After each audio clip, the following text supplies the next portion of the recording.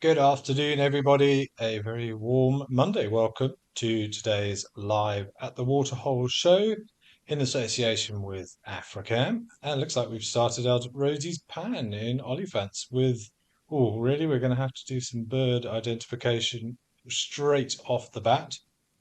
Let's see. Well, we have a true eagle, certainly, with feathers all the way down to the legs. I'm guessing probably a tawny by the look of it. They do come in a variety of different morphs. So I would say tawny eagle, you know, possibly collecting some nesting material or maybe just doing some tidying up of Rosie's pan. But my name is Ben Coley. I'll be with you for the next 2 hours. We will be visiting our wonderful variety of cameras all across southern and eastern Africa. And as always, for the next 2 hours, it's a live and interactive show. So all of you wonderful people watching are very much encouraged to send in your questions and your comments to me. They will be fed through to me by the wonderful folk in FC in Johannesburg, and I'll try and answer any and all things that are sent. But what a lovely thing to start the show with. We don't often see eagles having a bit of a bath. How awesome. I'm still going with a sort of a pale morph, youngish looking tawny eagle. It's always difficult to get a sense of scale on these cameras, but the coloration does look a little around right. The Wahlberg's eagles do have a bit of a crest on the back of their head, probably the most common eagle we're seeing of late. And a lesser spotted eagle would have much skinnier legs. We call them stovepipe legs. So this one I'm pretty sure is a tawny, but as I said, we do get dark morphs and pale morphs and rufous morphs, so one always has to be careful.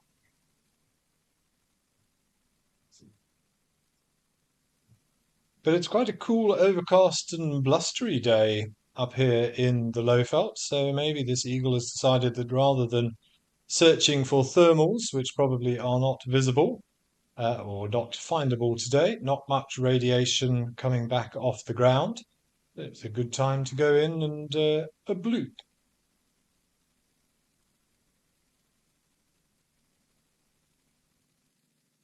But very rarely. Vultures like to do this, but not often you see eagles having a bit of a paddle in the water.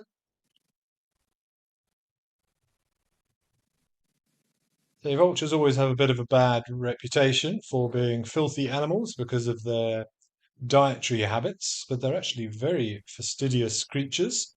Often will be found bathing after they've been feeding.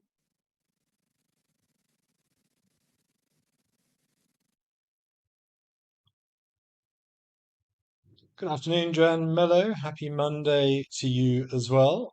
Glad you can join us again. Seem to have a little bit of a stuttering going on the camera. I'm sorry for that if it is also on your side. But I think we're going to head up to Oldonyo on the basis of one or two camera problems there at Rosie's. I'm sure we'll be back.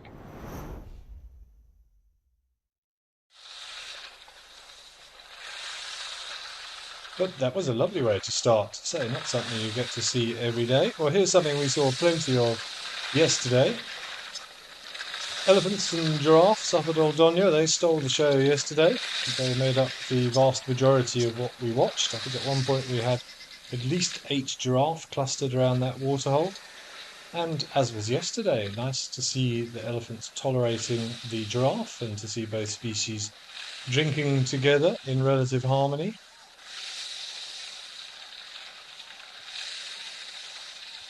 Elephant on the left seems to have a little bump on his bridge of his nose there. I'm not sure if that's just the way he's standing, but looks like there's a little hump on the bridge of his nose, whether that's an injury for something, a little infection, a little swelling there.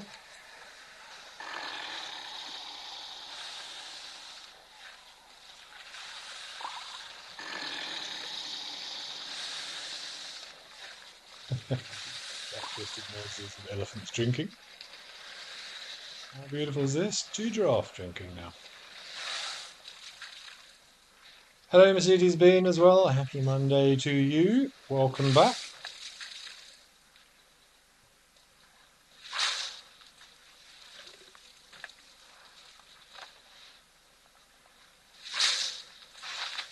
This male looks a little bit unsure. It might be a little bit close to the elephants to have a drink. No, maybe not. He's going to try and muscle his way in between the ladies.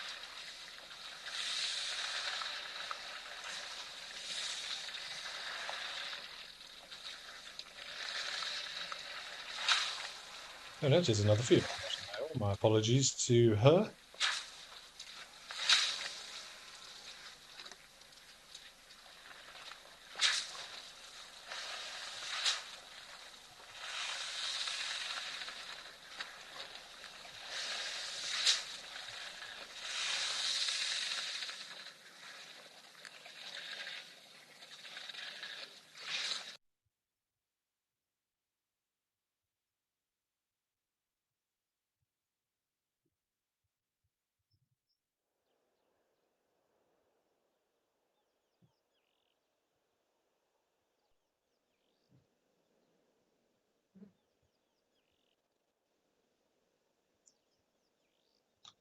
Ah, sorry, everybody. We've got another bit of a camera issue there at Old On. It's obviously going to be one of those days. So it looks like we've zoomed down to Juma and having a bit of a close-up investigation of the shoreline. Some lovely red stems from whatever that plant material is. Trying to see what grass that is.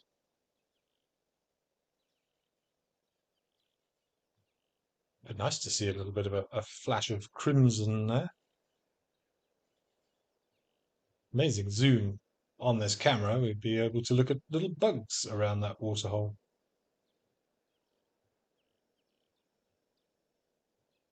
Okay, sounds like we've had some luck with the cameras. Let's head back up to Kenya, but this time let's go to Lintoro.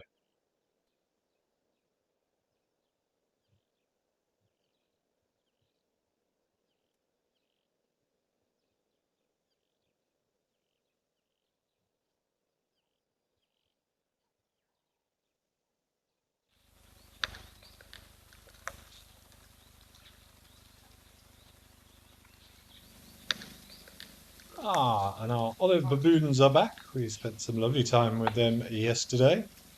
Particularly enjoyed that one big male who was completely spread eagled on the floor, getting groomed by one of his ladies.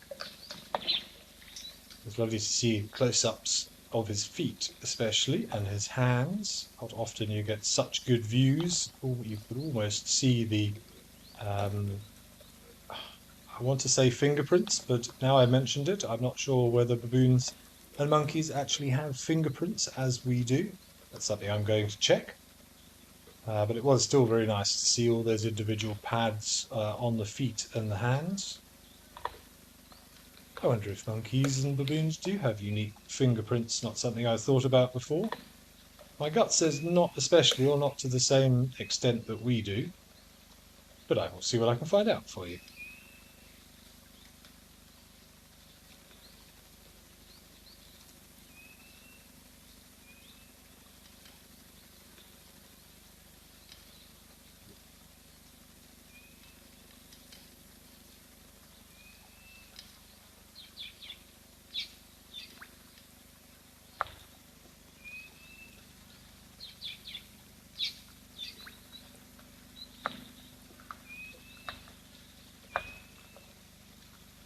Oh, the little tiny one attached to Mum's tummy there that just walked past.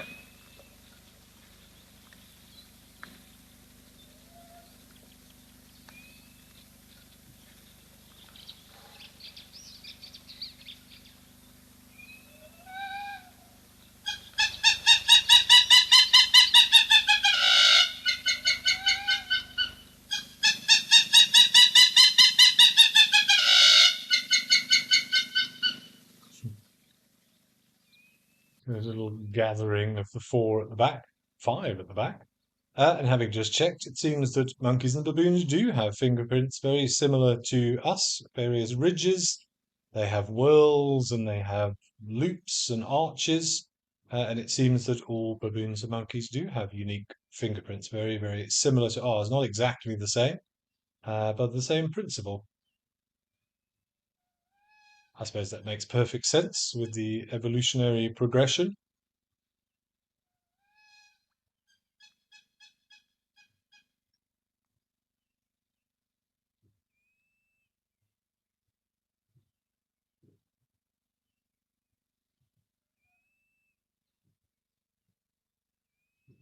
Always lovely to see the youngsters. This one looks quite comfortable being on his own, quite independent,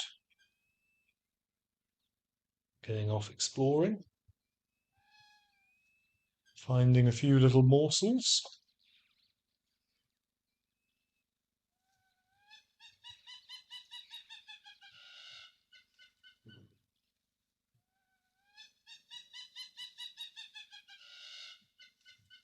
Ants, you're enjoying the baboons. Yes, they've been here quite regularly over the last few weeks at Lentore in Kenya. It's always a lovely waterhole, this.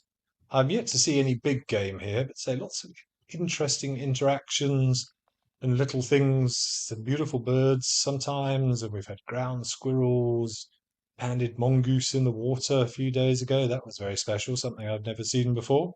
These baboons are becoming quite frequent visitors.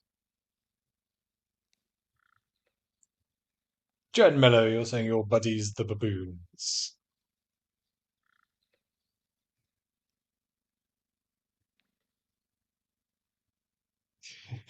I just love the way they sit there. They're so innocent, but yet highly mischievous.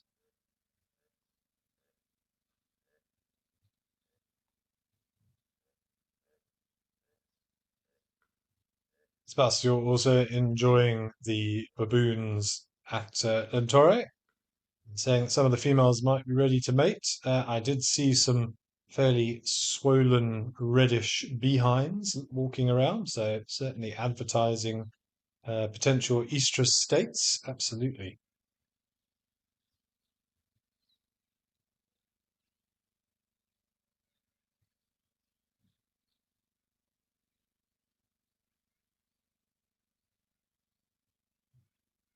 I feel compelled to mention that I saw a horrible article yesterday of a baboon that was quite well known, who was being tracked, who strayed into unsafe territory, shall we say, and met a very, very unpleasant demise at some fairly cruel people's hands. And ultimately, parts of the baboon were harvested for the, well, I assume the traditional medicine trade. There are quite a few parts of a baboon that are supposedly helpful to people. I know one of them is the baboon hip, apparently, is a powdered baboon hip is allegedly good for arthritis. But yes, I don't want to go into details because, to be honest, it's pretty horrific. But very, very sad state of affairs to see what people are willing to do to these animals.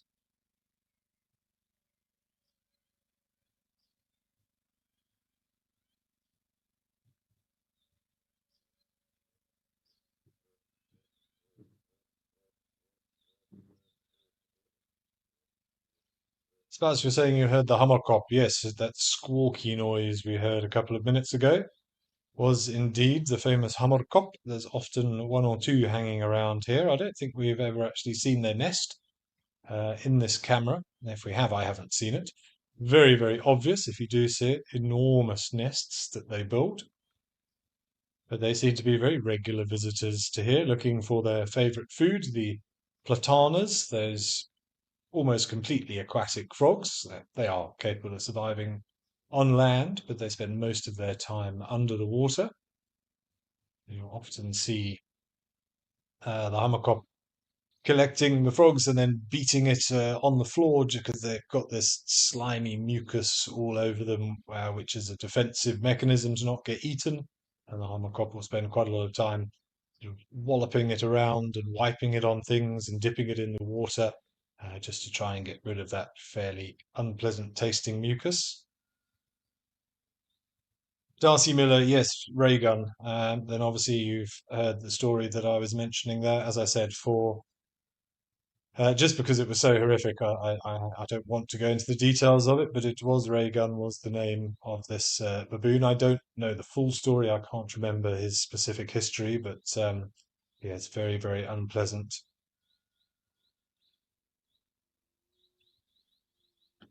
Jen Miller, you love it when they raise their eyebrows, but not their teeth. No, do not argue with a baboon, everybody. They are very human and very emotive, but they can be aggressive under the wrong circumstances. They are incredibly strong for their size. Baboons, they'll rip off cupboard doors to get to food if there's food involved. They suddenly develop a huge amount of strength. And so you do not want to get bitten by a baboon. They've got huge mouths, massive incisor teeth that are longer even than that of a lion. So I always say if you do lose your food or something to a baboon, just let him rather keep it. It's not worth trying to get it back.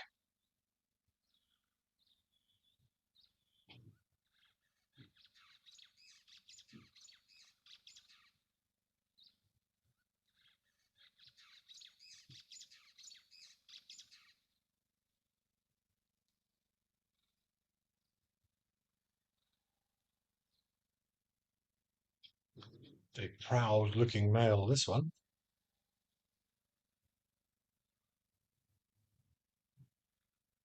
Pretty fluffy hair, these olive baboons, compared to our chacmas. They look like they've got helmets on.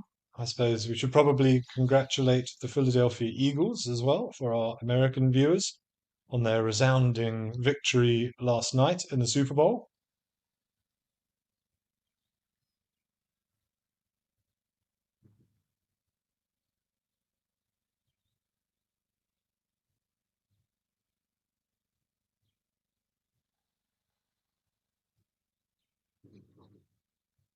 I have to say, I did not stay up and watch it. I think it only kicked off at about 1:30 South African time, which was in the morning, which is a little bit late to start watching such a long sporting event. But I did catch the sort of half an hour highlights this morning. And yes, it was quite the rout for 3.5 quarters at least.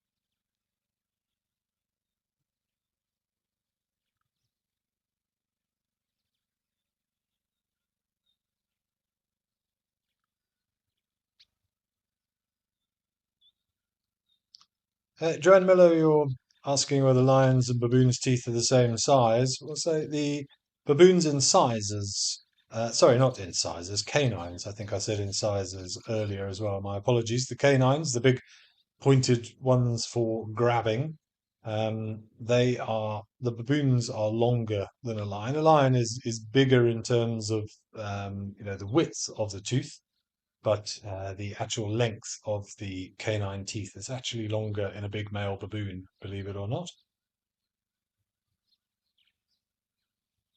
Oh, and look at these beautiful firefinches.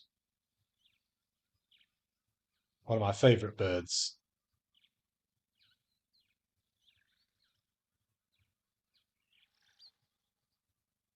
Of course, the tooth structure is slightly different. Lions have carnassials, being strict carnivores, part of the order of Carnivora. Baboons do not have carnassial teeth. They do have molars at the back.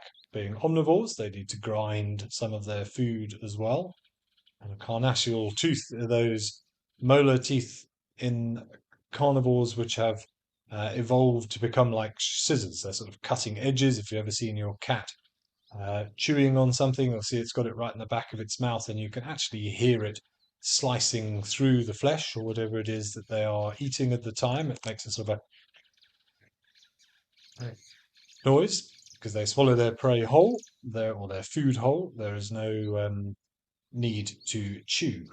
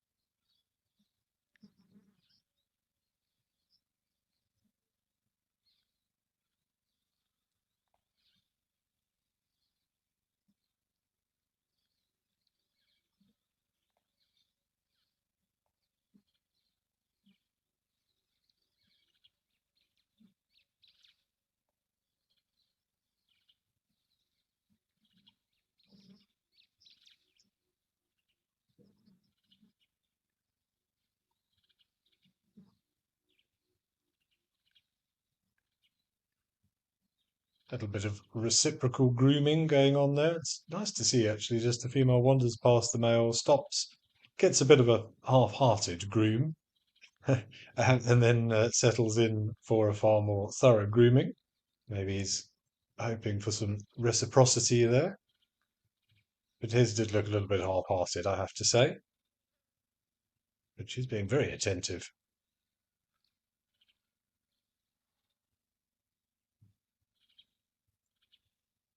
Fleas, ticks, lice, all sorts of things, particularly when you've got long hair like that, far more likely to pick up things, particularly this time of year when there's water around. Of course, it is a good time for the ticks.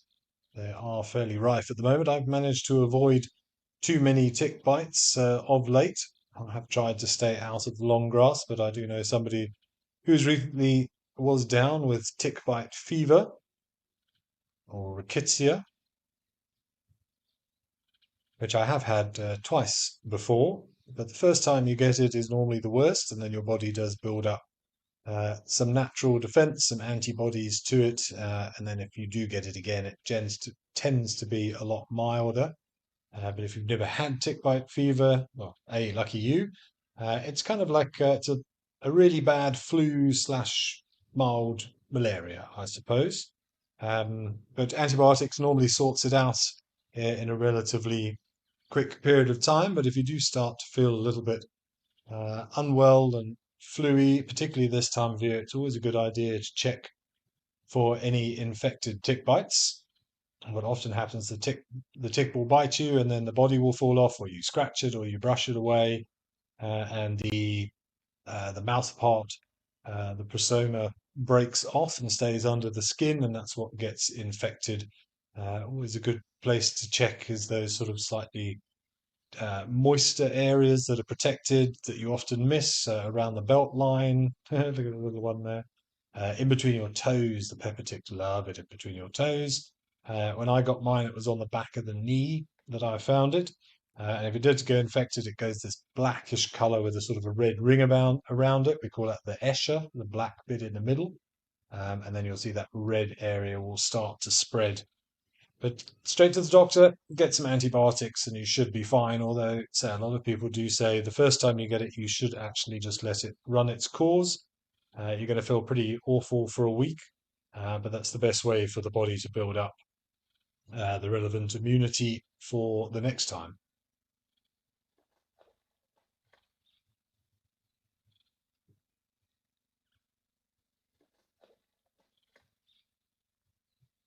There are, of course, plenty of tick-borne diseases that are passed on to animals as well. So one of the reasons why this grooming is so important. Keep yourself in good condition, not overwork the immune system.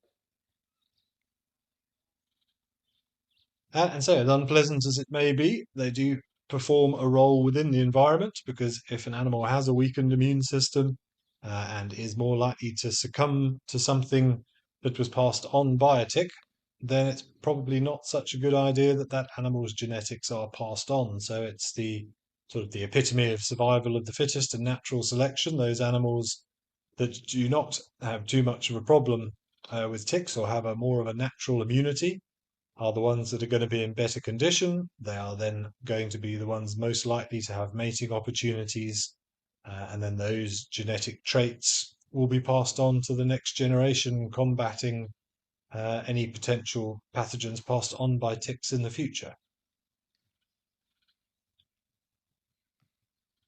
Good afternoon, Carla2275. You're watching from Sydney in Australia. I'm glad you can join us. Must be evening for you there.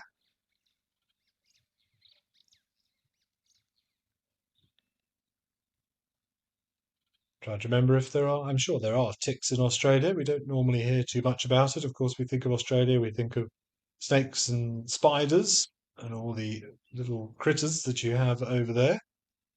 Don't know much about Australian ticks. I'm sure there must be with all the animals that are there. Lady Macbeth, yes, you're saying a nasty thing, tick bite fever. It is. It sort of snuck up on me the first time I had it. I was right up in the Pafuri region of Kruger and just started to feel say a little bit fluey, and it got a bit worse. And then I did go and get some antibiotics for it after about 4 or 5 days, and I realised what the problem was. I have to say I felt better about 2 days later, but I didn't realise how much it had sort of wiped out my energy. I recall that I think about 2 days after I started the antibiotic course, I was actually feeling much, much better. And I was helping the maintenance guys, and I think I spent maybe an hour moving some bricks. I did a couple of wheelbarrow loads of bricks from point A to point B, and then discovered just how tired I was. And then I think I slept for 16 hours after that, which some may put down to laziness, but just shows that the body does take a bit of a hit. And a little bit of strenuous exercise, I had nothing left after that. I was absolutely physically exhausted, and yeah, I needed to sleep for about 16 hours to recuperate.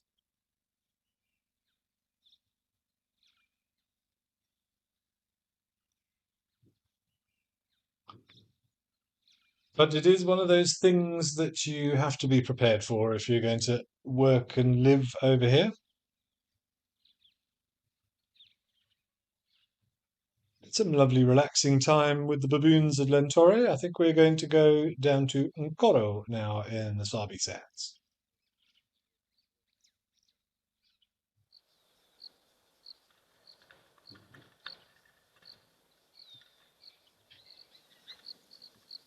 Wow, and a big herd of impala.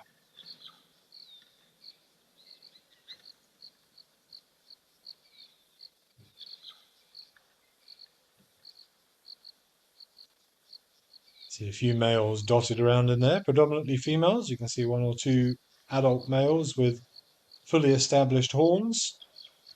Of course, we're getting into the season now where we will be seeing mixed herds of females for the next few months. But then once we get to April, May time, the rutting season will begin and those males will start fighting with each other. Um, Ultimately, then the most dominant males will hold their territories, will have their harems of females, and for the next 4 to 6 weeks, there will be the breeding season, also the rutting season. So we'll hear lots of vocalizations from those impala, that roaring noise that they make, which is always very unexpected. I remember the first time I heard that when I just set foot in Africa. I came over in January, and a few months later, there was all these strange roaring noises at night. You're walking around in an area that you've been assured has no big game, and you hear that for the first time. You start to doubt that statement quite quickly. Then we'll be seeing very much our bachelor herds of those unsuccessful males, and they will be hanging out together for safety until such time as one of them feels confident enough to challenge a territorial male and hopefully take over that harem. So, quite normal for one group of females to have 4, 5, maybe even 6 breeding males during that short period, because the male in question spends so much time mating and chasing other males away and trying to keep the females within his territory, that he himself loses condition very, very quickly, so is often swiftly overthrown by a younger, stronger suitor. And it's very good for genetic diversity there as well. It means not just one set of genetics getting passed on, you have multiple sets of hopefully good genetics that have the opportunity to be spread.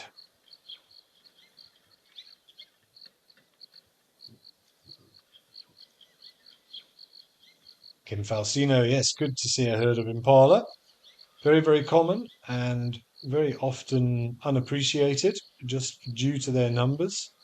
As I always say, there's a good reason that there's a lot of them. There's a lot of them because they are exceptionally well adapted and exceptionally good at doing what impalas do. They found a niche and they are exploiting it.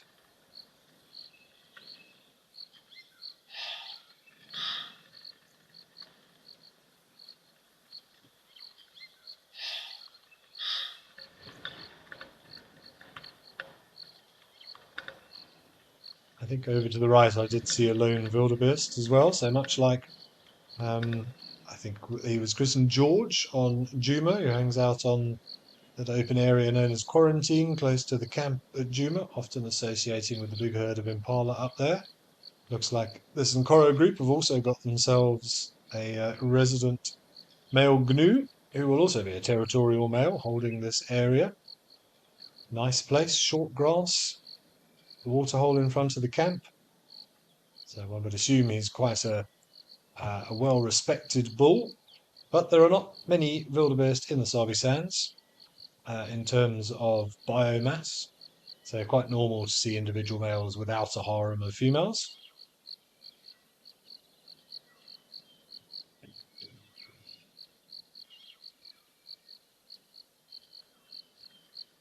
Joanne Mello, you don't know what's worse, a tick or a mosquito. Yes, they're both annoying. They do both play their part in the ecosystem, but from a purely selfish perspective, yes, they are both equally annoying. I think, I don't know, mosquito. I think tick bites are itchier than mosquito bites. But of course, one always has to be worried about malaria with mosquito bites. There have been a few cases reported in the Lowveld recently, so we are being careful of the mosquitoes at the moment. Well, Catherine, you're very lucky if ticks don't like to bite you.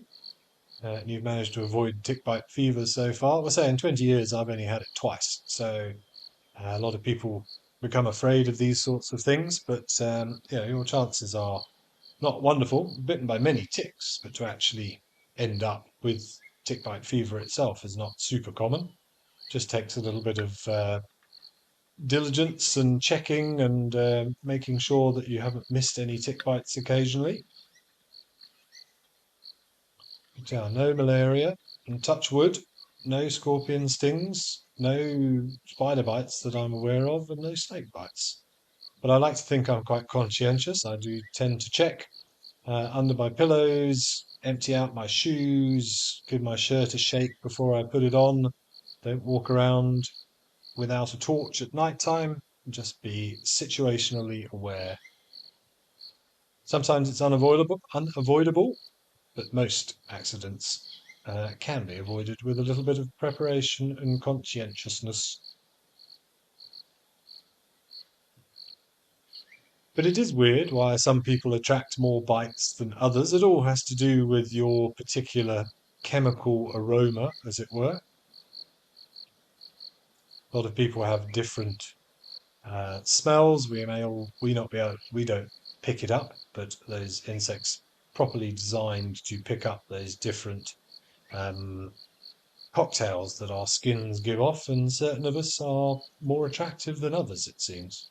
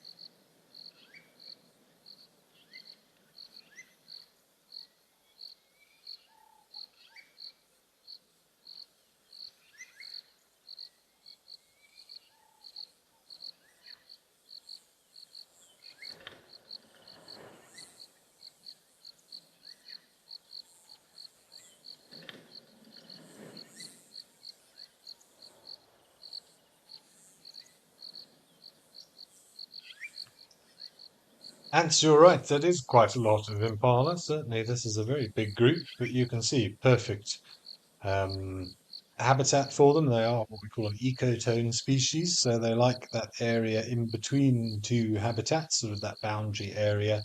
So nice open areas, but also some wooded areas in the background that you can see there, a lot thicker. Very, very common to see the impalas in this sort of area. And let's say today is a nice, relatively cool day here in the Lowveld, so no need to seek shade at this time of the day.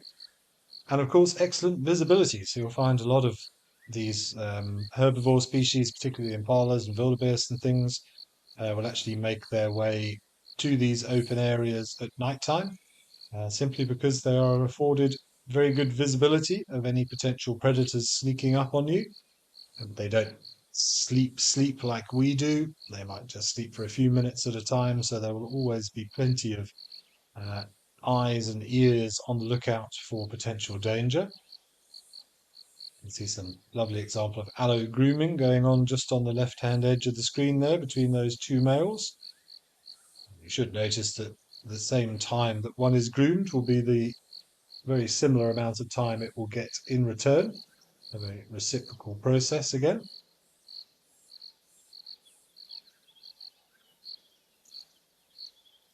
And you're saying that George is the interspecies liaison for the impala. Absolutely. But say it does make perfect sense. If you are a wildebeest who are territorial year round, unlike the impalas that are only territorial during that rutting season, if you don't find yourself a group of lady friends to help look out for danger, it is very much just you. And that is a risky proposition when there are lions and leopards and dogs and hyenas and all sorts of other potential dangers out there. So it's very much a risk. Yes, hold your territory in the hope that females are attracted to it. But on the downside, you have to very much look out for number one.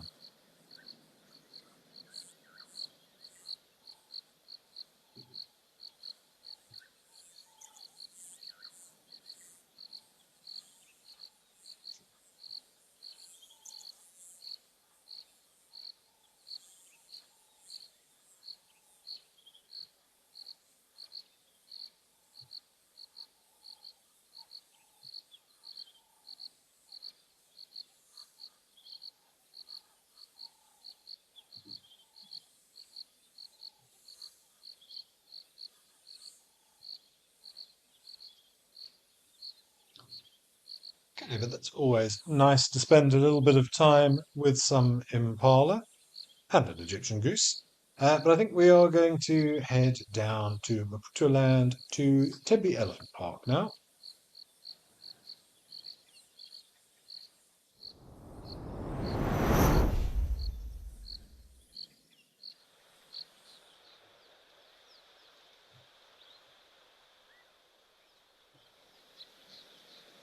Ah, and some zebras.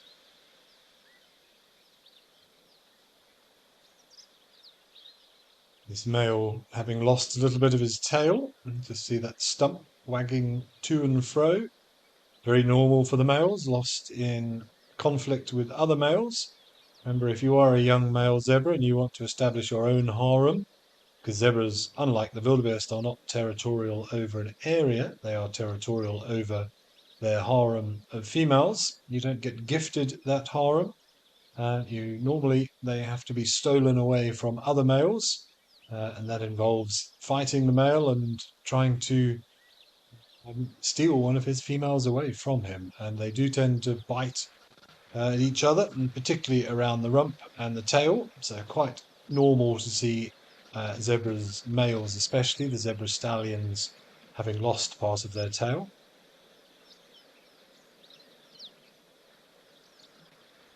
A razzle dazzle, indeed, ants. Indeed. It is probably one of all the collective nouns that are well known. This is probably the best one, isn't it? A dazzle of zebra. It just makes perfect sense.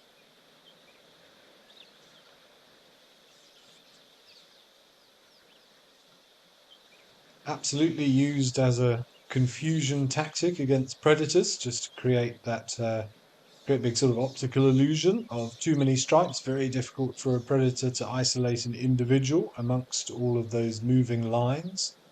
But recent studies have suggested that the most likely evolutionary benefit of the stripe pattern, other than camouflage and predator avoidance, seems to be avoidance of flies. The black and the white stripes create a polarizing effect and confuses flies. They've done various experiments with horses wearing those sort of horse jackets. I forget what their proper name is.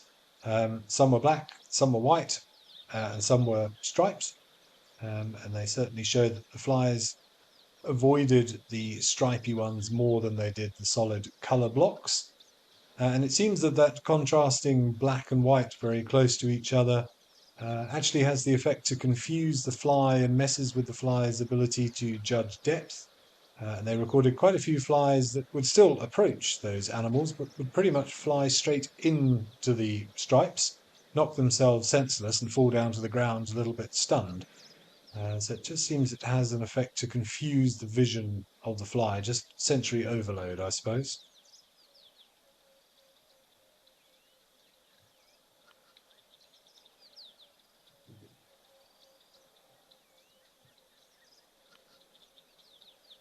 Plus, you're saying this is the first time you've seen a semi-tailless zebra at Tembe. I'll say it is quite a common sight. But I also agree, I don't know if I've seen a semi-tailless one at Tembe. We do get zebras from time to time here. Almost unusual not to see elephants. They're just such a standard part of this vista normally. There may be some elephants, of course, we haven't done a complete scan around. But nice to see some zebras for a change. Wow, no elephants, eh? I was beginning to be convinced that that group of elephant bulls just lived here and never left, because they always seem to be here. So nice to know they're out enjoying themselves somewhere else.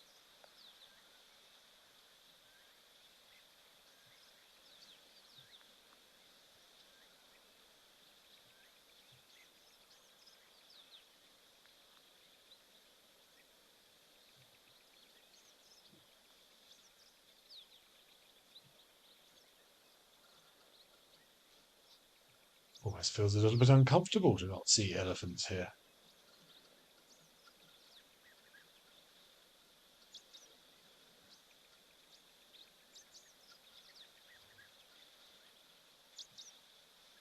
No, not one.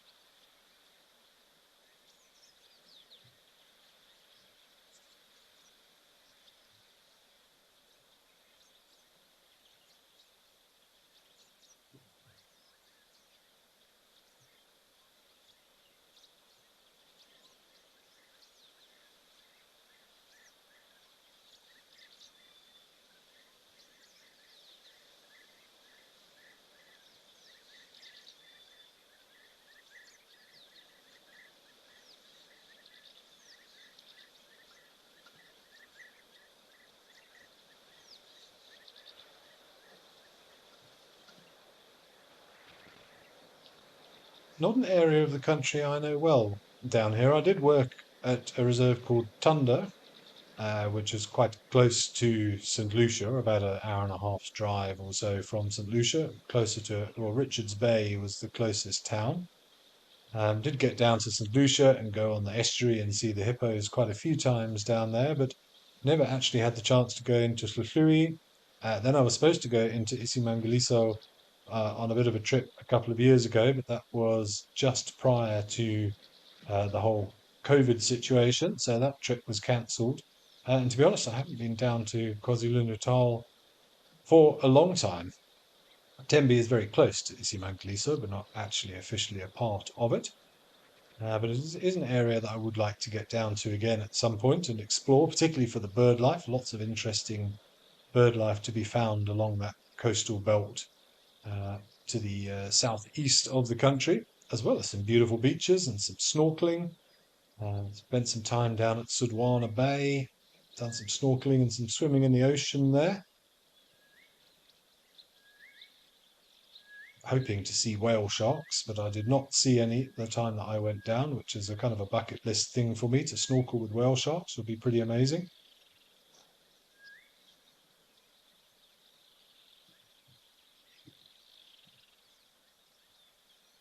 Grace, you said that those zebras look very healthy. They do, but remember, zebras always look healthy, but they've got plenty of grass this time of year, but still fairly rounded and rotund even in the dry months, just because of their digestive system produces a lot of extra gas, which makes them always look quite substantial, shall we say.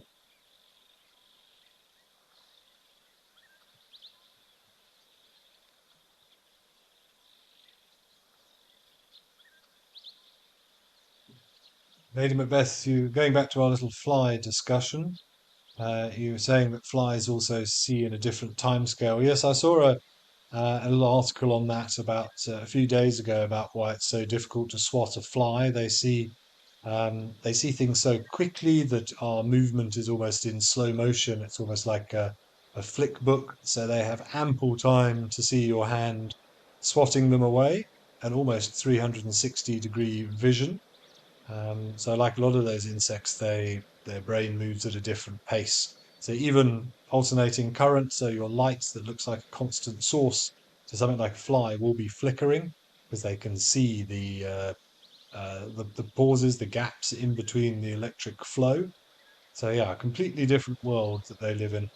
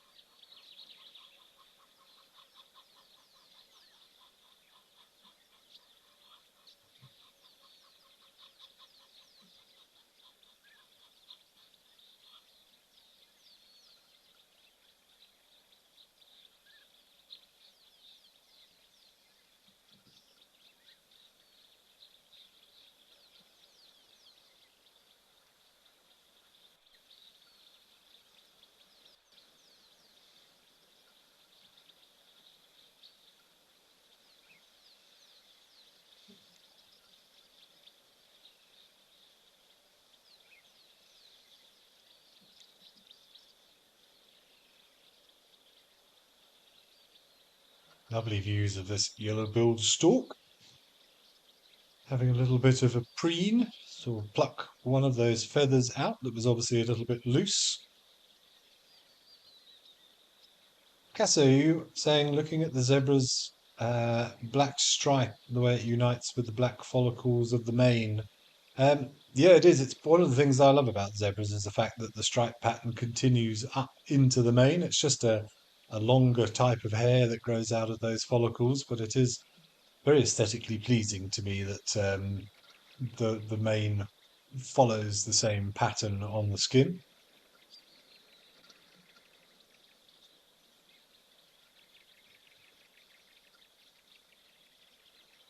Oh, Joanne Mello, that's an impossible question. What's my favourite place to visit in Africa?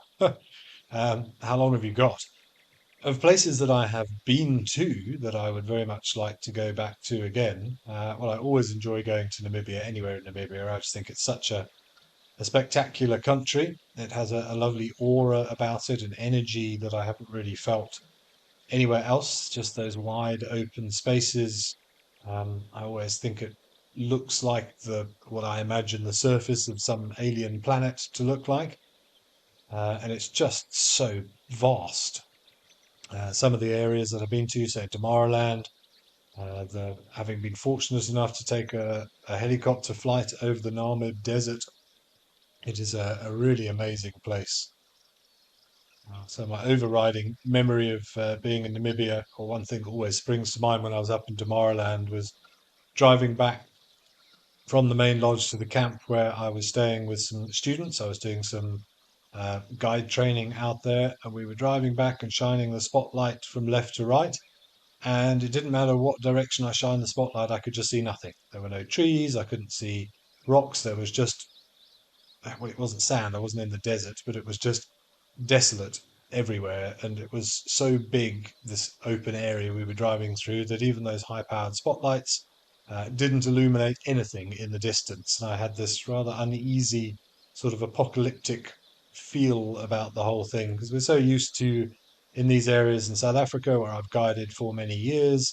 It's quite wooded, so you shine a spotlight in any direction and you see trees and vegetation and things, but here there was just nothing. The spotlight illuminated nothing except rocks and ground. It was quite unsettling almost. So I always look forward to going back to Namibia. Of course, the dark skies are a particular draw card to me. Um, I obviously thoroughly enjoy going up into Botswana, not something I get to do as often as I would like. And I've still haven't yet to get to Zambia. So I suppose bucket list for Southern Africa at the moment is Zambia. I'd love to get into one of the Loangwa parks, just because they look so beautiful. But we'll have to see what the future holds.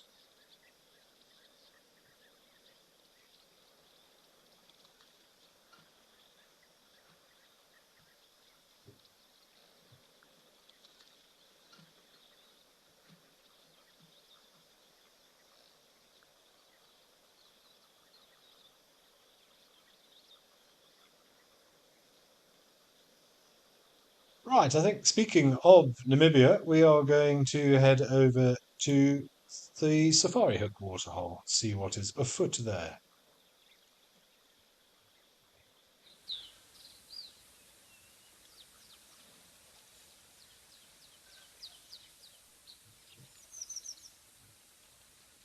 Ah, Gemsbok or oryx and some springbok.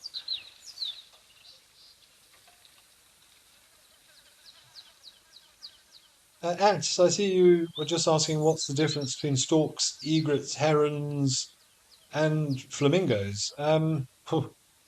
What they look like, their names. Difficult to sort of to classify. I mean, ultimately you're going to get down into taxonomy. Storks, herons, and egrets. They're all in different families, as is the flamingo. So they are quite different from one another. I don't really know how you would categorize them, particularly other than sort of describing what they look like. They all perform similar roles and have similar diets, I suppose, but they are all unique to their own families.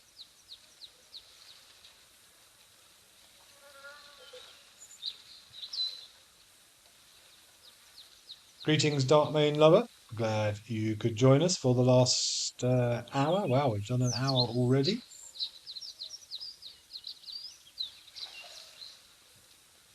For those of you who have just joined, you haven't missed a huge amount of incredible activity. We've had some beautiful views of giraffe and elephants up at Old Donyo. We started out with a lovely tawny eagle having a bit of a paddle in Rosie's pan. That was nice to see.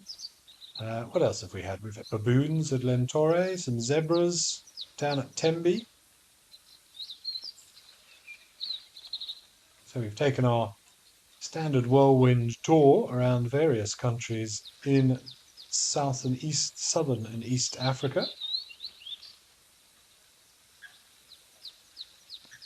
Deb Davis, home country is England. I was born and raised in the UK, came to South Africa when I was in my mid-20s. And January next year will be, oh, wow, what would that be? 19 years, I think, in South Africa. But home is England. Home is England. Schooled, grew up in England, only came here at a relatively late stage. I entered the safari industry a bit later than many people do. A lot of people do it straight out of varsity or finishing matric. They come and do bush courses and get into the guiding life. I started a little bit later, but it was always an ambition, a goal, a dream of mine to be a safari guide when I was young. There was something about African wildlife in particular that I found absolutely fascinating, and was fortunate enough from the way things worked out that the opportunity arose and I was able to take it. And not a day goes by that I regret it, and I look back on my life with wonder and amazement sometimes as to the things that I've done and the things that I've seen, and very proud of what I've achieved. And yeah, I think back to a lot of my friends and things back in England who are sitting in offices and commuting, stuck in traffic, be it in trains or vehicles. And I get to do this for a living.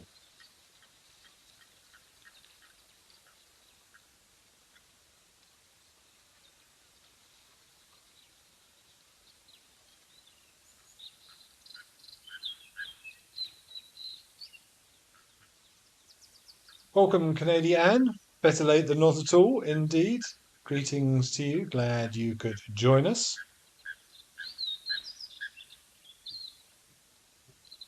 Suppose how different was South Africa for me, especially the wildlife? Well, completely different, but that's why I came. Most exciting thing you might see in England is a badger or a hedgehog. That would be considered a big day.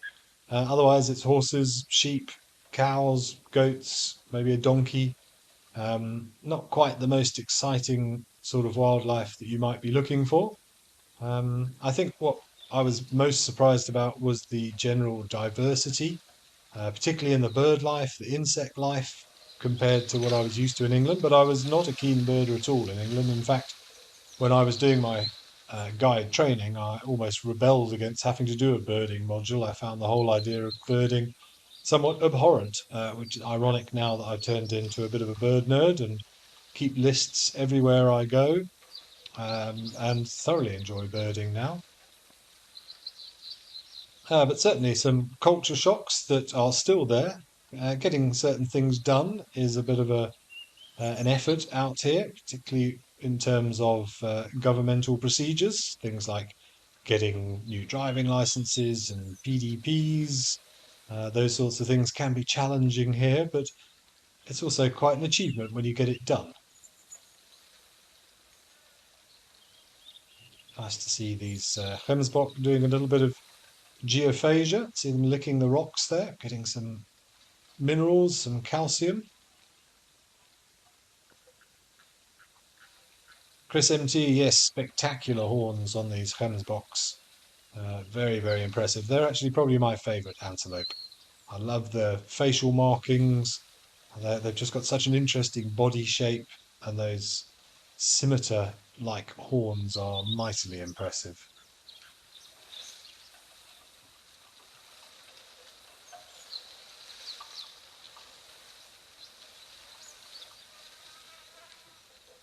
Mindy Tillepow, absolutely well said. You're convinced that the secret to happiness in life is finding something you love to do and then figuring out how to get paid for doing it. I couldn't agree more. They do say if you love your job, you'll never work a day in your life. And as I said, I feel myself very, very fortunate to, for the best part of 20 years, to work in this industry. It's challenging at times, as I say, but it is the most rewarding thing you can do. And if you truly love your job, as you said, you get paid for doing it, then fantastic. There are days I think, oh, what am I doing? And then I look back and I think of sightings and actually doing shows like this, especially when we are expected to talk to you wonderful people, and we end up sort of telling stories of sightings that we've had in the past, and you think, wow, how fortunate was I to be able to witness that firsthand. It's the sort of thing that people settle down and watch on a documentary series and get great enjoyment, as I still do. But to know that I've witnessed these things in firsthand is very, very special.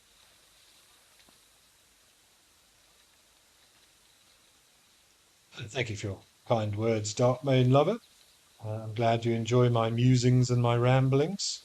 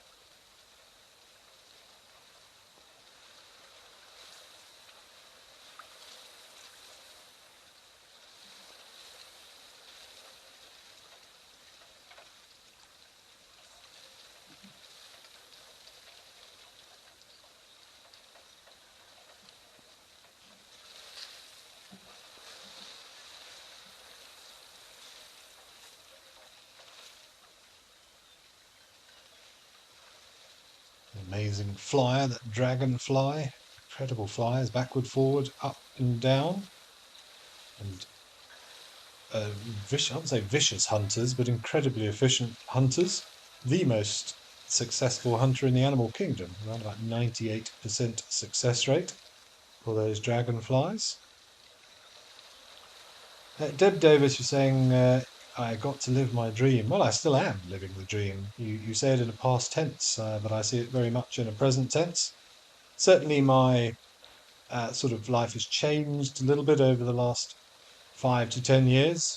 When I left full-time bush work, I still have various opportunities to get back into the bush, but I do miss being there full time. But it is also nice to have access to one or two creature comforts as I'm getting a little bit older now. But I'm hopefully spending the night in the Kasiri in a few days' time, and then I'm going into Kruger for the weekend.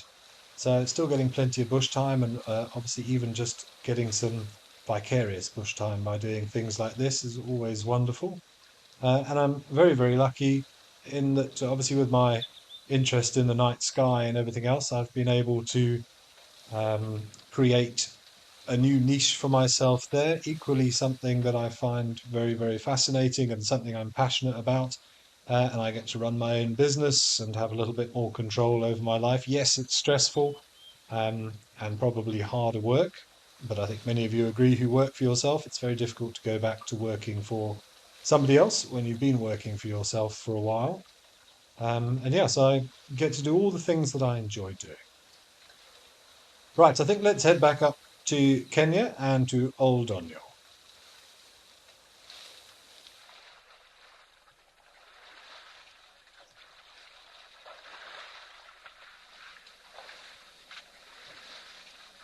Push me, pull you, elephant. I'm standing bottom to bottom, monopolizing the entire waterhole.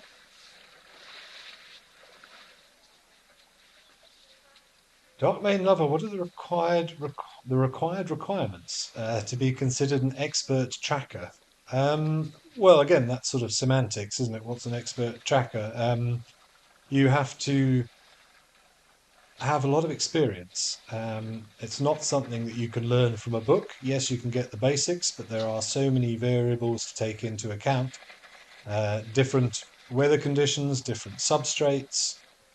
So you have to have a very keen mind, certainly.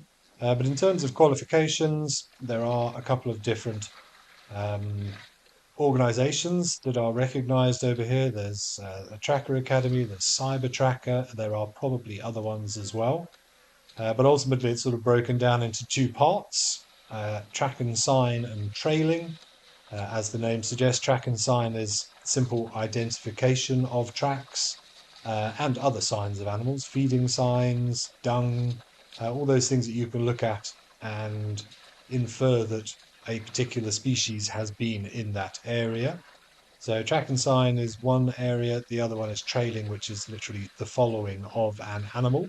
So you get different qualifications for those. And then Gaza, the Field Guide Association of Southern Africa, also has a tracking qualification, which you have to have some sort of echelon of both of those two in order to qualify for their tracking qualification. But it's a fascinating discipline. I say it all the time, but tracking and astronomy, the two oldest sciences in the world, and strangely rewarding. And I think most people think so as well. All guests seem to be very interested in tracking. There's something primitive and raw and in our DNA about being interested in tracks. I saw some caterpillar tracks the other day, which was nice. So yeah, something that I still find fascinating as well.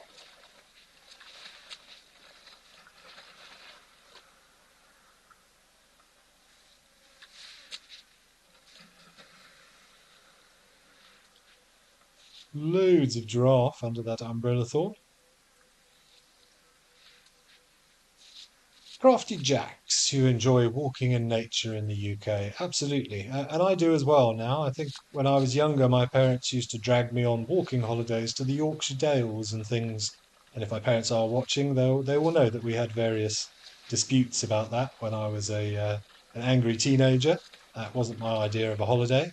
But now, absolutely. And there's so much nature out there. I think I've learnt such an appreciation for all forms of nature now. I actually get a bit frustrated going back to England and not being able to identify bugs and trees and grasses. I have an England bird list now, and thankfully my mum and my uncle and my grandfather, when he was around, were all keen birders. So I still get to scratch that itch when I'm over there, but I don't like going to areas and not knowing everything. There's something quite comforting about, well, perhaps naively so, but feeling that you understand your surroundings.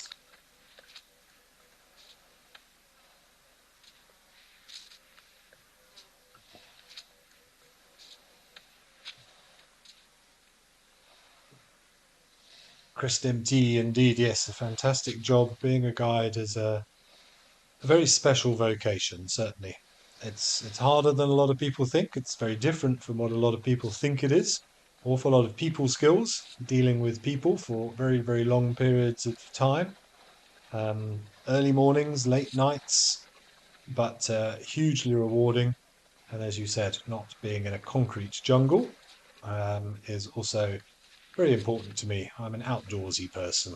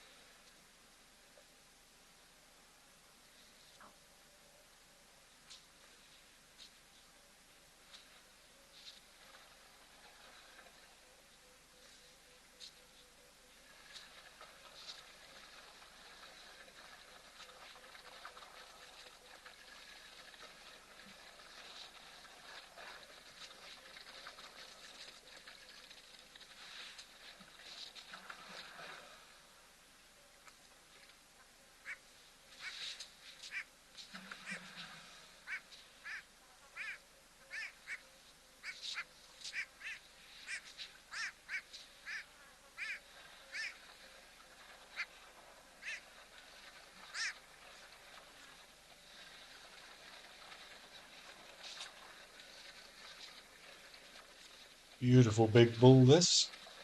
See the way he's got his trunk and those fingers at the tip of his trunk wrapped over that little inflow pipe.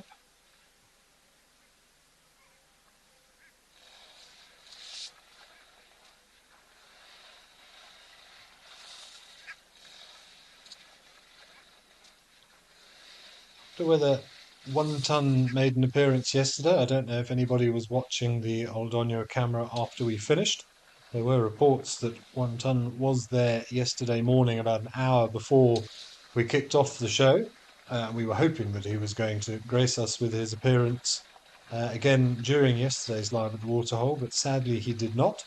I don't know if anyone knows if he came back or if he's been seen again today, but one of those famous elephants that I'm still yet to see with my own eyes. So always hope that when we're up here at Old Onyo, that huge figure and those massive tusks come ambling out of the vegetation somewhere. But still, I wait.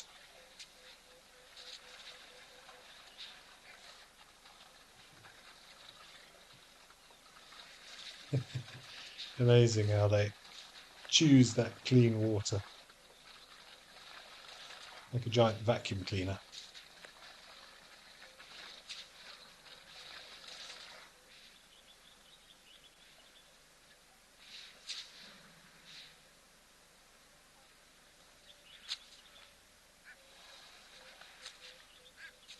While at heart, you're also agreeing that you have to have that outside life. I couldn't think of anything worse, and I've done it. When I was in England, I worked in hotels. I worked in an office in London for a couple of years, and I'm not going to lie, I sort of enjoyed what I was doing, but there was always a part of me that wanted for something more. And you never get bored of it. That's what I've always loved about guiding, that it's it's a cliche, but you never know what's around the next corner, and it's always exciting to go out every single day because you simply don't know what you're going to see. You don't know what's going to happen. You might see nothing. You might see something you've never seen before. And yeah, that's what makes it so special and as exciting as it is today as it was nearly 20 years ago.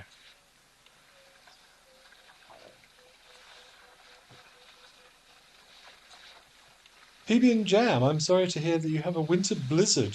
Goodness, I'm not sure where you are based, um, but I'm sorry to hear that. I hope everybody is safe and the roads are safe.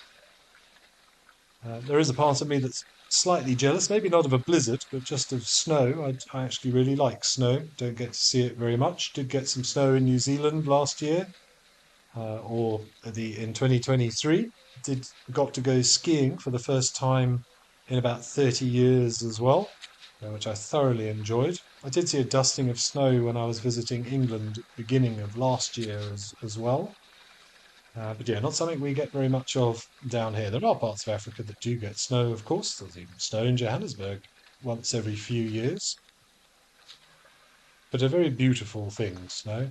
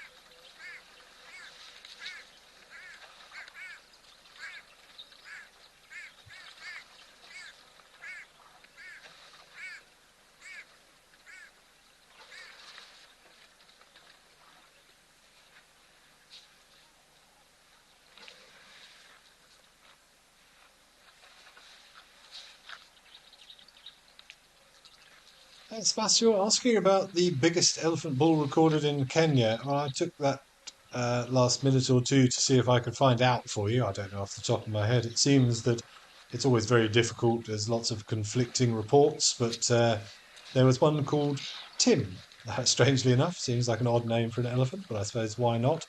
who passed away about 4 or 5 years ago, who was certainly a massive tusker, having tusks of over 3 meters or over 10 feet long, weighing more than 100 kilograms each. References of another one whose name was it Shabar, by the sounds of it, from Savo East National Park. The heaviest elephant ever recorded was shot in Angola. I'm trying to remember when that was. It was a while ago now, but he clocked in amazingly at around about somewhere between 11 and 12 tons. 1974. There we go. Imagine that, 11 or 12 tons. That's probably double the weight of this elephant that we can see here.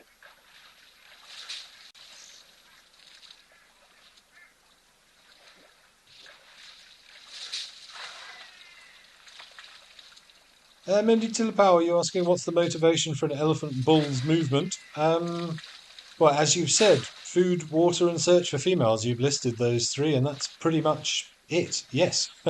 They're pretty much a law unto themselves. They do often hang out in bachelor groups, but they will also wander on their own over huge distances as well. And as you said, it'll be dictated by availability of resources, number one. Um, and then also the whiff or the must rumble, well, not the must rumble, the estrus rumble of a female advertising her status. That's exactly what she's doing. She's attracting all the bulls from miles around to head into her general direction. They'll compete with each other as they bump into one another. Idea being the biggest, strongest elephant is the one that arrives at the herd and has the best genetics to pass on to that female. So, exactly as you said, Mindy, food, water, and ladies, that is their motivation.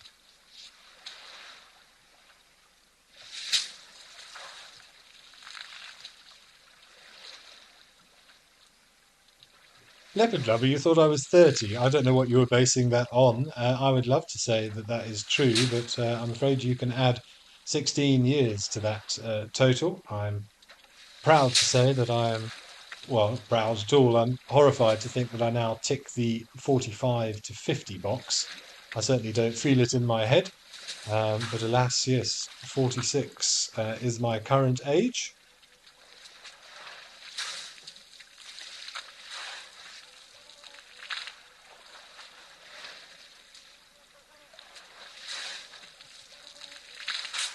PB and Jam, so you're in St. John's, Newfoundland. Okay, so you're quite far north if my North American geography serves me well. Not that I've ever visited.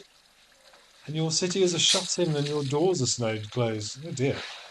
You're going to have to shovel your way out, and it's about waist high. Wow. Well, I say I hope everybody is safe. That's a serious snowstorm. Certainly, when I think of snow, I think of a light dusting and maybe making some snow angels, and if we're really lucky, a snowman.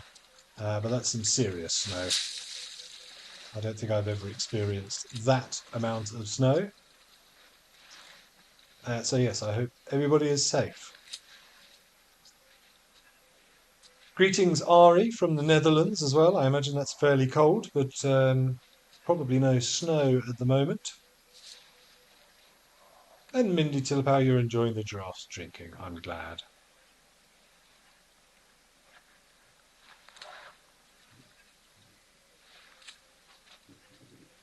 Spas, you're asking about the size of these giraffes. These are Maasai giraffes, as opposed to our Southern African giraffes. The Southern African giraffes, the ones that we have here in South Africa, and Southern Africa is the largest of the three official species, of which, of course, are divided into subspecies, some of them as well. I forget.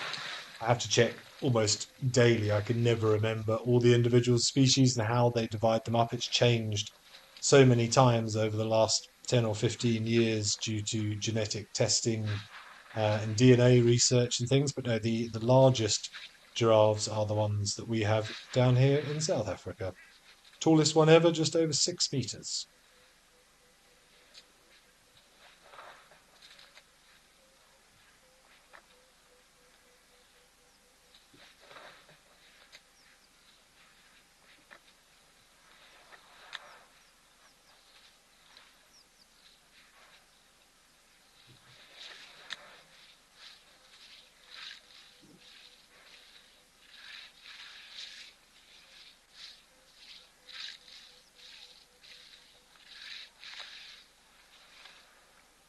so nice to be able to hear that scraping of that calloused skin on the inside of the leg.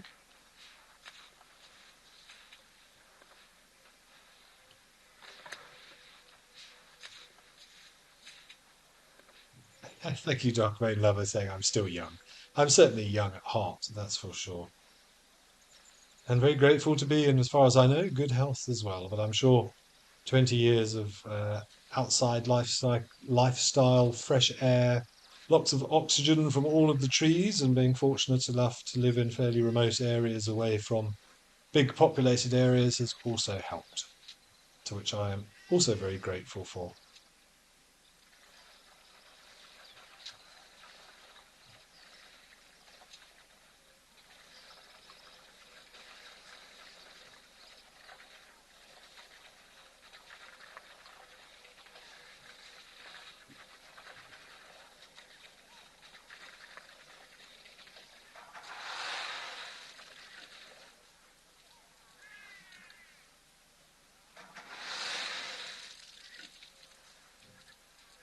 Thank you, Dark Main Lover. If you think I look younger than I am, I'll take that as a compliment. I'm not sure how old the pictures are. I know the one that they show on here is quite a few years old. That's when I was working at Bushwise, I think, that photo. So we're going back a few years.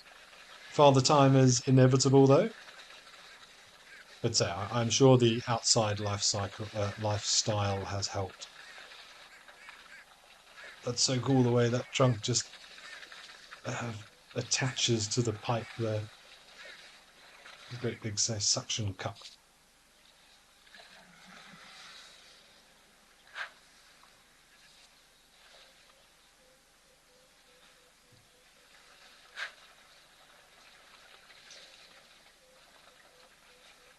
So you're trying to find the best purchase to get a good a seal as possible.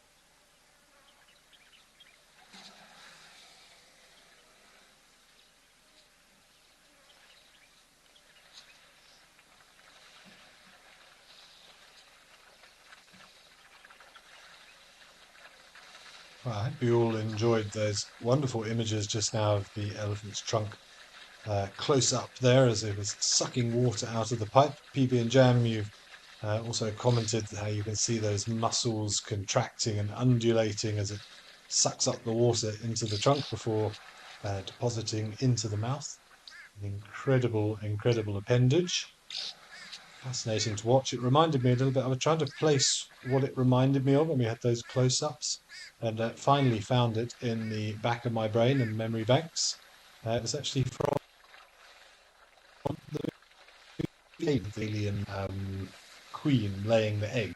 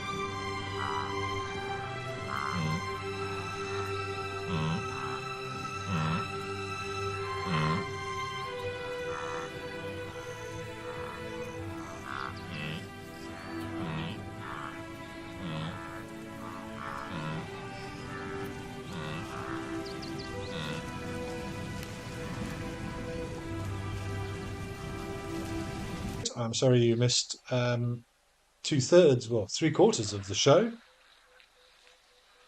But there you, these has sort of really been the highlights. We've had some baboons. We had a lovely eagle having a paddle earlier on at Rosie's Pan. We've had some zebras and tembi. We've had gemsbok and springbok and safari hook, and some beautiful elephants and giraffe just sensibly getting out the way of this elephant as he moves off.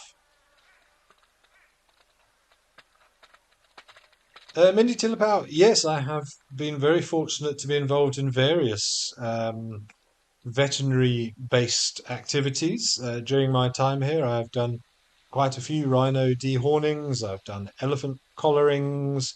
I've sort of been in the peripheries with lion collaring as well.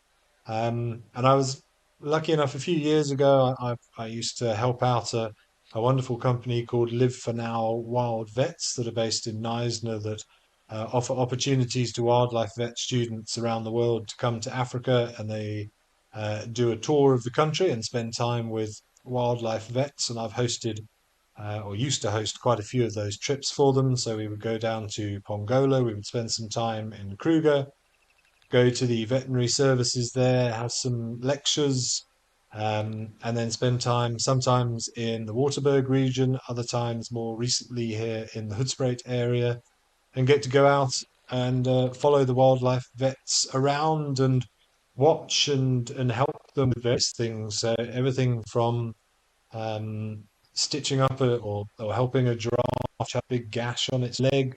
I've seen vasectomy, buffalo bulls, various game captures and inoculations of things like sable and rowan antelope. Yes, I've been very fortunate actually to have been involved in quite a few things. It's fascinating to get up close and personal. You always have to be, of course, aware of your surroundings, and it's a shame that the animals have to go through the anesthetizing process.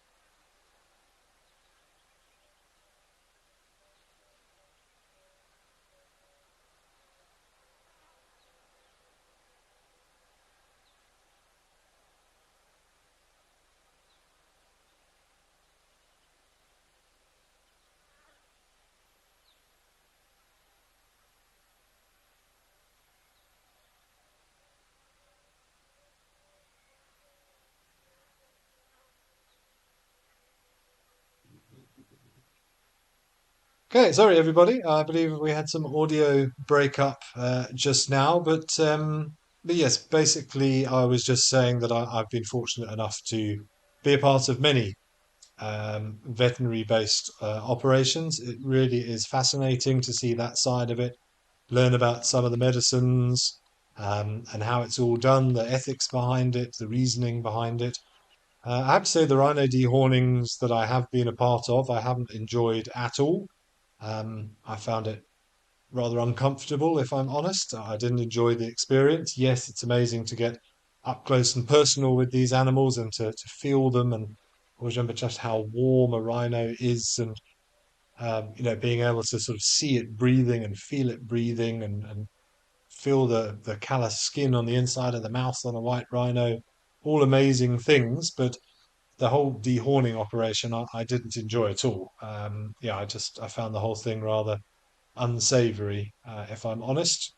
It's no one likes to think of cutting a horn off a rhino, regardless of how required it may be for the long run. But I think just chainsaws and oh no, I didn't particularly enjoy it. I have to say, I found it a bit uncomfortable, but an amazing experience nonetheless.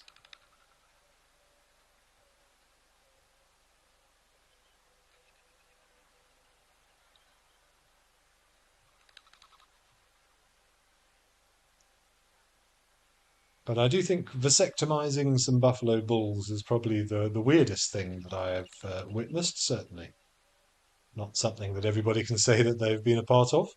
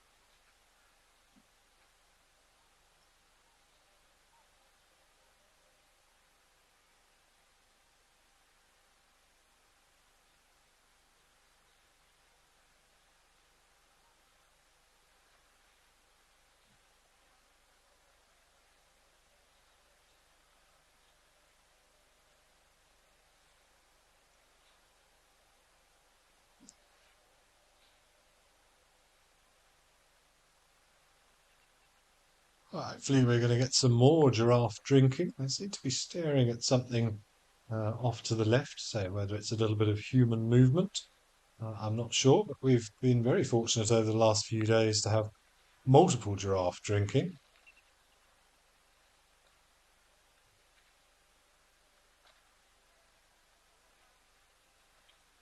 Now, Catherine, you're saying you wouldn't want to see a dehorning either. As I said, it's an amazing thing to be a part of, but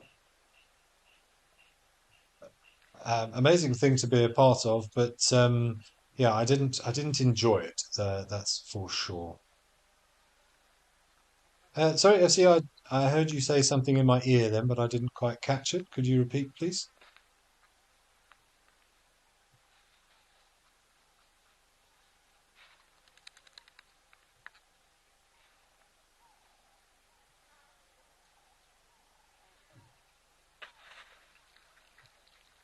All right, sounds like we might have an ostrich at Tau, which would be nice to see. I think we'll just enjoy this giraffe having a drink whilst we can, and then maybe we'll head up to Tau in a minute or two and hope our ostrich is still around.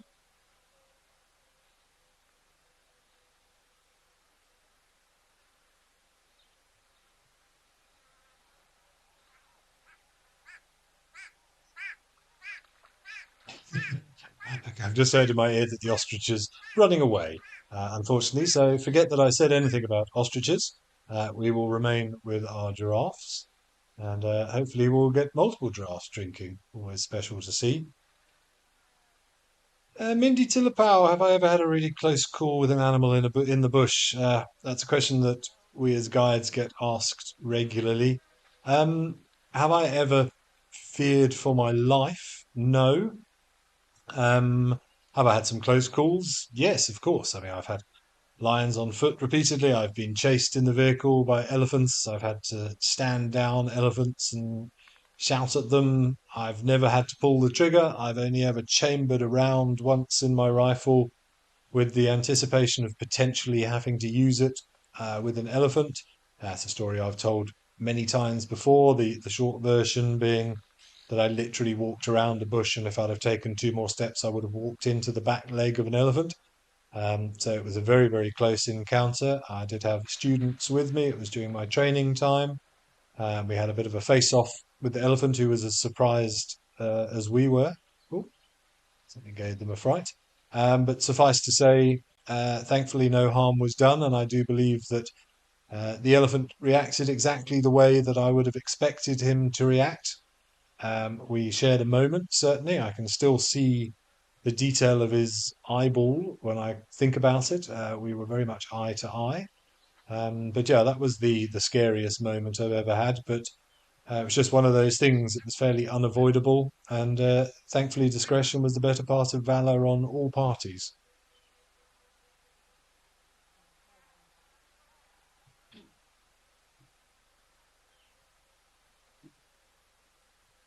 But I can honestly say I've never feared for my life. I've had a few heart-stopping moments, certainly, but yeah, thankfully, nothing too serious. But never say never. I like to think that I'm careful, and I think as we get older and as we've been in this industry for longer, we do get more careful. We see what these animals are capable of, and certainly the we talk about comfort distances quite a lot. My comfort distance from these potentially dangerous animals is a lot more than it used to be, certainly.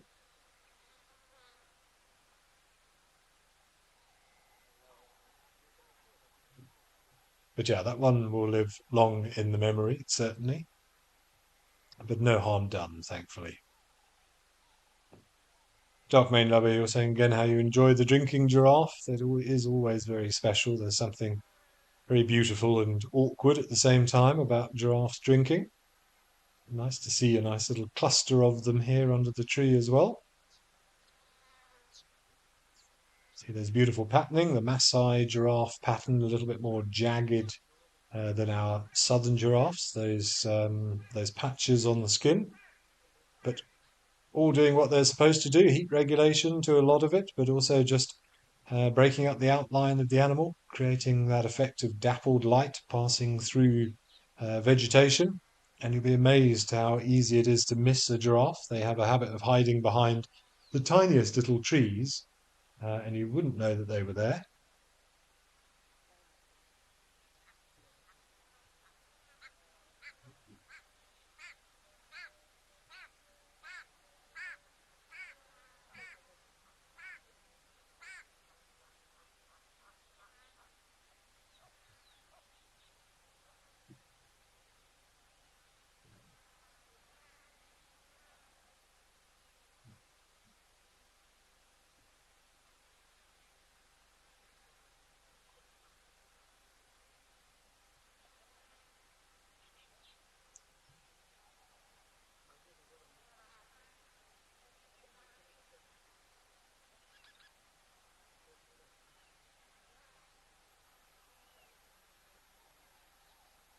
It's very cool. You look at this scene now. If you just tuned in now, you'd think there was nothing happening.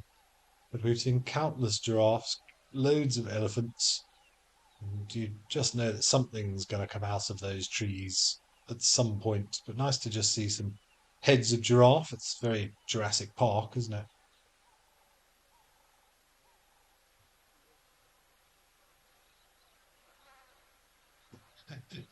Very much just the tip of a skull of a giraffe.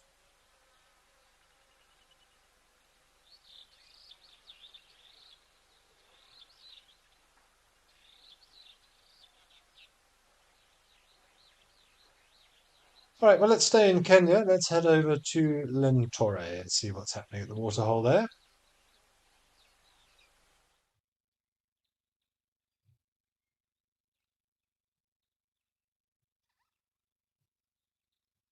Ah, some lovely terrapins. By the way, they've both just sort of kept one toe in the water, a little bit of a safety net there.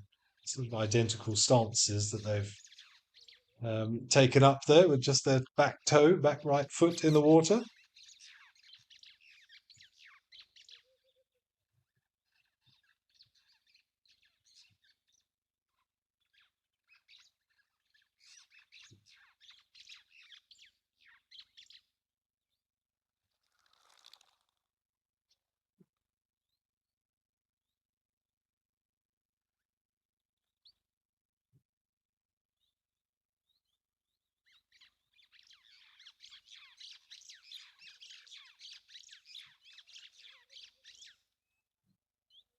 Just enjoying sunning themselves. Ectothermic, of course, cold-blooded reptiles. What was that? Might have been the hummerkop. Just giving us a little bit of a photo bomb there. Yes, it is the hummerkop.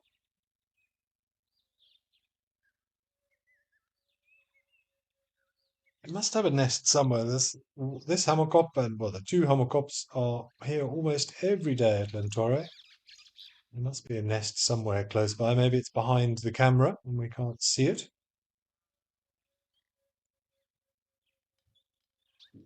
Beautiful sort of chocolatey fawn coloration to their feathers and a very distinct, unique head, as the name would suggest. I was surprised with the size of their beak as well. It's a very substantial beak the hammerkop has.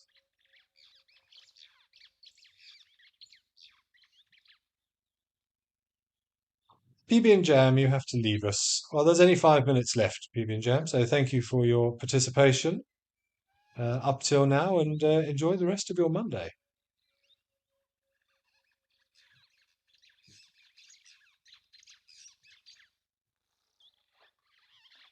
Mindy Tilpau, you're asking about the shell terminology, the carapace and the plastron, as you've referred to there. Yes, exactly the same principle for all of the chelonians. So the tortoises, turtles, and terrapins. Remember, tortoises on land, terrapins freshwater, turtles seawater. So the carapace is the top part that we can see, the shell, if you will, with the scutes, those individual sort of panels, which are ultimately sort of keratin based. And then the plastron is the base of that shell. So the underbelly of the tortoise terrapin turtle is the plastron. So yeah, we use the same terminology for all of those groups of animals. Ah, well, that's not something you see every day. I assume some terrapin love. One assumes that they have to residual things that birds have from their evolution from reptiles, scaly legs, the presence of a cloaca, um, the same orifice for defecation, for reproductive purposes, for egg laying, for sperm transfer. But normally you'd expect the cloacas to be touching. So whether or not this is, well, I'm not entirely sure what's going on. Some sort of mating ritual, mating behavior, or maybe the other one's decided that it just, I don't know, wants to steal the other one's son. Who knows? Don't often see them just lying on top of each other like that.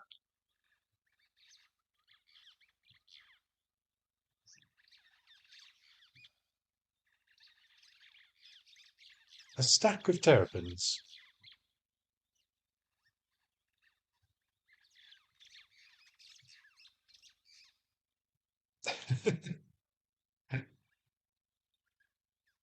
Well, that's not something I've ever seen before. Normally they mate sort of one on top of the other, one behind the other. Seen tortoises do it many times before. I'm really not quite sure what's going on here. But we're almost out of time, unfortunately. But Spuss, I'm glad you enjoyed the show. Likewise, Dark Moon Lover. Oh, look at the spider hunting wasp in the background as well. But yeah, thanks everybody for your questions and comments as always. And have seen some interesting things, but I think we've started and finished strongly with the eagle in the water and now some piggybacking terrapins. This one at the bottom, I think, got a little bit grounded, bottomed out somewhat.